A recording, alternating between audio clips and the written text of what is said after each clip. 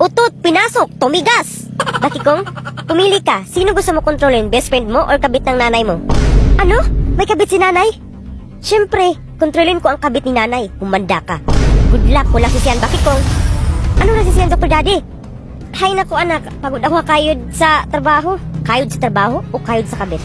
Ano anak? May sinasabi ka? Wala na, punta muna ako kay tatay. O anak, bakit ka andito? Tay, may tanong ako. Bakit hindi lagi umuwi si nanay?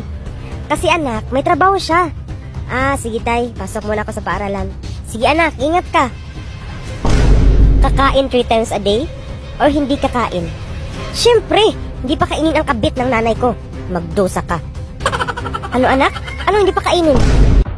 Wala nay. Ibig ko sabihin mag-TG para makadim ka ng load at makatanggap pa ng mga totoong regalo kagaya ng cellphone, appliances. So ano pa hinihintay mo? Just click the link sa bio ko. Siyempre magkasakit. Para kung mawala kang kabit ka, hindi nakakahid si nanay sa'yo. Promote sa trabaho or tanggal sa trabaho? Ito na hinihintay ko. Siyempre, matanggal. Para nasa amin na ang atensyon ni nanay. Anak? Bakit umiyak, tay? Anak, bumalik sakit ko at natanggal ako sa trabaho. Ano, tay?